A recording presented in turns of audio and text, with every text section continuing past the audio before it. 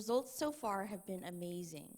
Millions of people around the world use Roblox to build engaging experiences, entire companies, and huge communities. His vision is huge, and his desire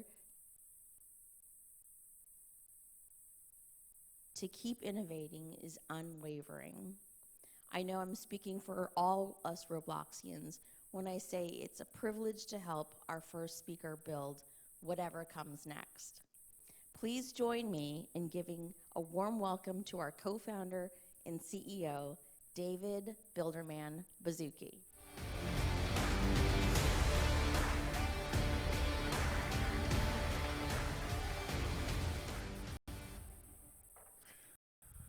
Wow, welcome everyone. This is our first Investor Day. I can't believe we're here all together. It's really great to be together in real life. So we've been online for long. It's great to be here. I want to start by highlighting everything you saw in our trailer video there is real footage from real Roblox creators running inside Roblox with hundreds of millions of people experiencing it. And it highlights really the enormity of our vision and where we're going to be going. It's been quite a interesting last 18 months for us. We've gone public. We've all gone through COVID. Hopefully all of us and our families and friends are slowly emerging. And yet in the midst of this, as we come back to normal real life, hopefully, we just had an amazing Q3.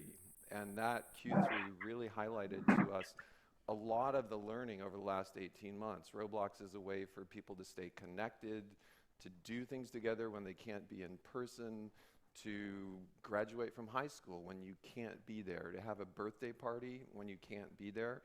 A lot of this was validated. And as we emerged from Q3, we've seen amazing stickiness.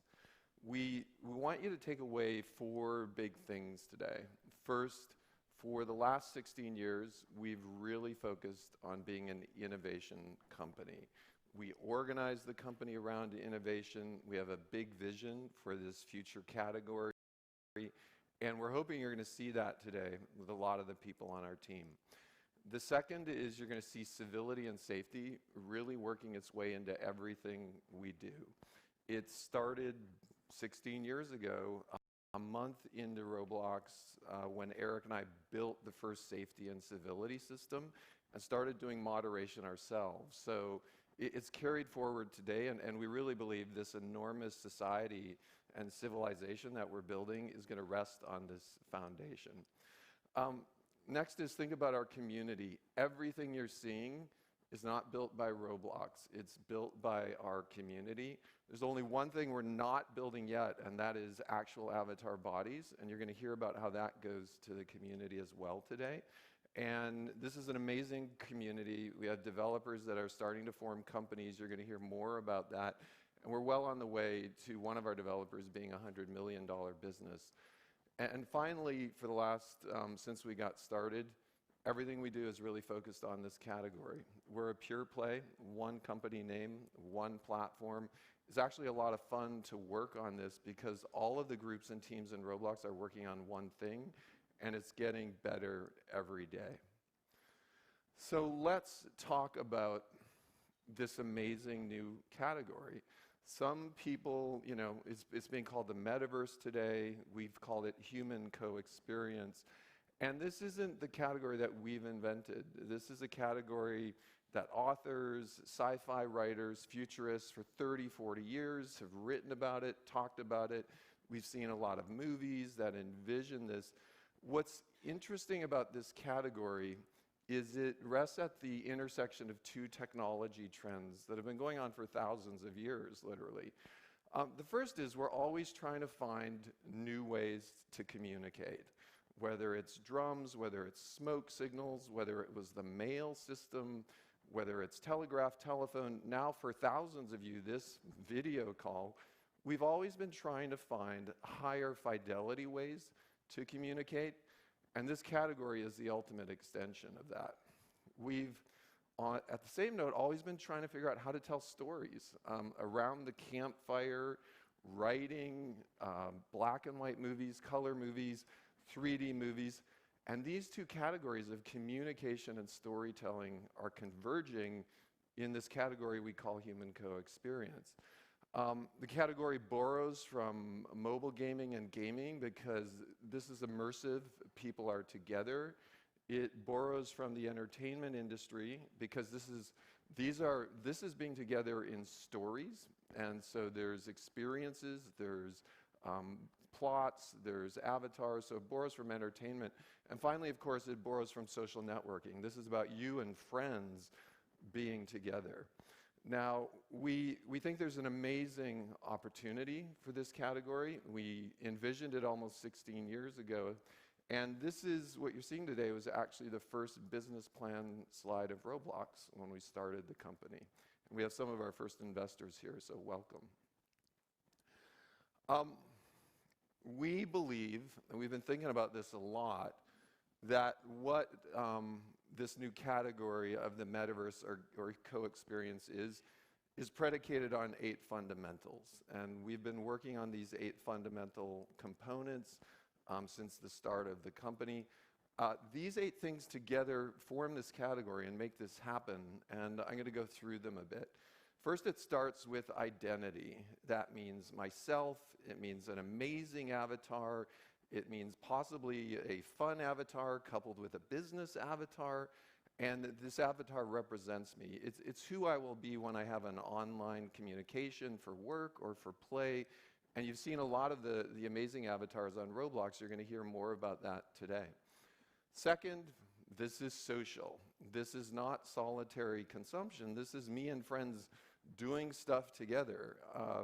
And research shows that when people do stuff together, you make friendships. When we go fishing together, that's a great way to make friends. And a lot of the friends on Roblox come from real life, but our platform also encourages friendships with people of like views around the world. There's a lot of exciting friendships being created on platform, and this is somewhat unique for this category, both real life friends as well as new friends coming together. We're always working to make this more immersive. It's hard to make this immersive on a phone. That's a fairly small screen. It's more possible to make this immersive on a larger screen. And ultimately on a VR headset, this can be real immersive. So a lot of the technology we're working on is how do we create that illusion of immersiveness with lots of people around the world on different devices.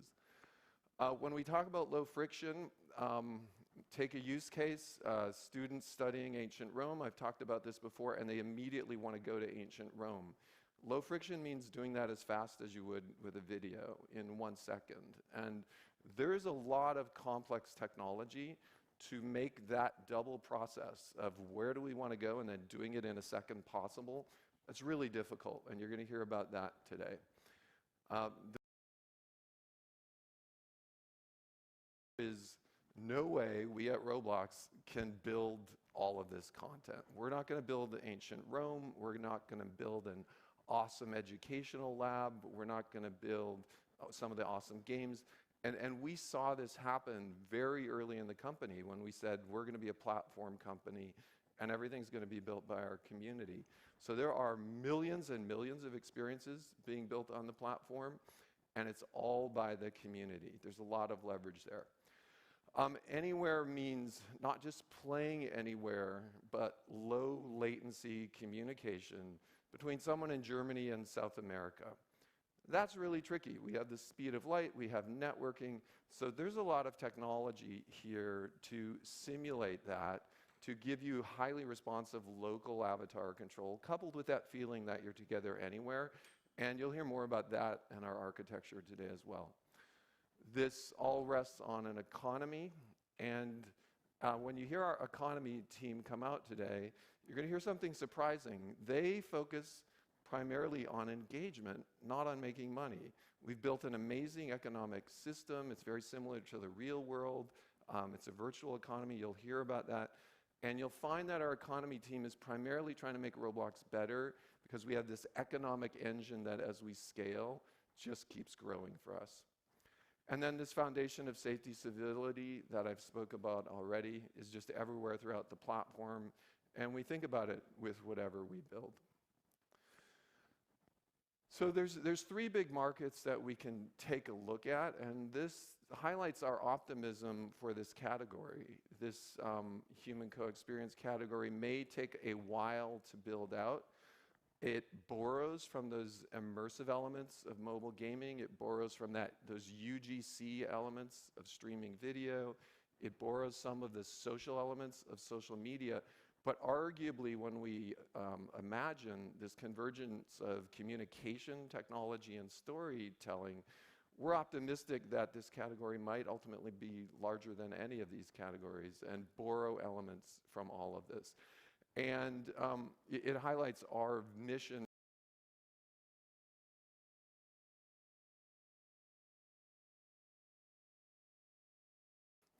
And it's really fun to run because there's core virality built into the business in two separate ways.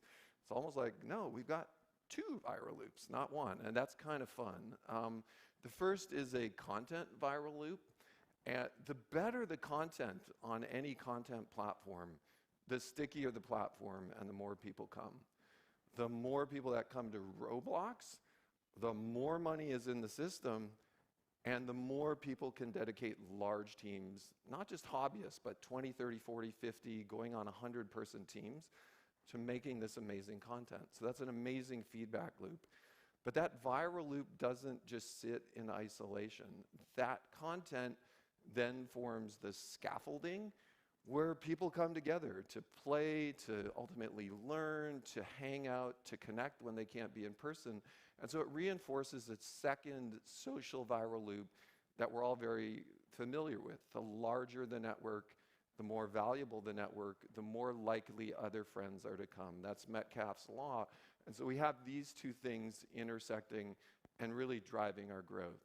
So we're really always focused on making this as easy and frictionless as possible.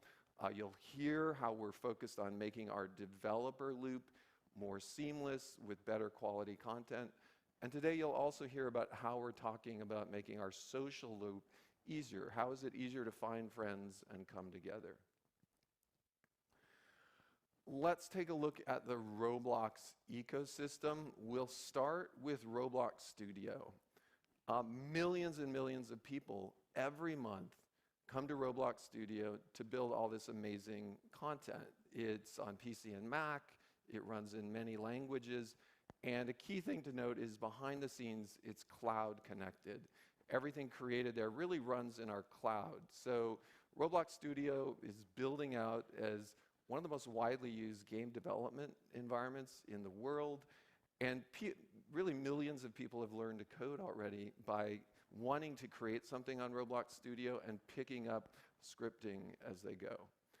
Our clients, we're all familiar, PC, Mac, iOS, Android, Xbox, Oculus, and others to come, really. The thing to think about our clients is we saw this once with 2D HTML content. When Apple introduced the iPhone, for those of you that can remember, 2D HTML content was pretty much reserved for a big screen. And that innovation of the pinch and zoom on the iPhone all of a sudden made this same content available on multi-devices. And we started browsing the exact same websites on our phones that we used to do really only on a large PC. Our view of this immersive 3D multiplayer, physically simulated in the cloud metaverse stuff is very similar. All of the experiences on Roblox, whether PC, phone, tablet, computer, console, are all connecting to the same cloud and participating in the same simulation. Different user controls, different camera controls, but all the same content going all the way through, driving the performance and the scale and the low cost of our ecosystem. We are running our own cloud. We have tens of thousands of servers in many POPs. There's one in Poland, there's one in Singapore, they're all over. It's contributing to the raw performance of Roblox, and helping us give more money back from the developers because we can run a lean infrastructure. And using everything on Roblox created by these teams approaching someday soon $100 million a year for one team. And Mike will share the economics of how we're trying to give more money always through our environment back to those teams. Finally, on our users, amazing user growth. As I mentioned, Q3 and October were amazing. October was trending to 50 million daily actives when, of course, we had our very unfortunate outage. And I just want to highlight, we are going to be releasing a public analysis of what happened there.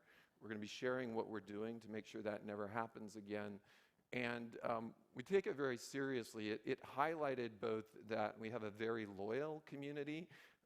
They all came back the second we were live. We didn't see any loss of daily active users.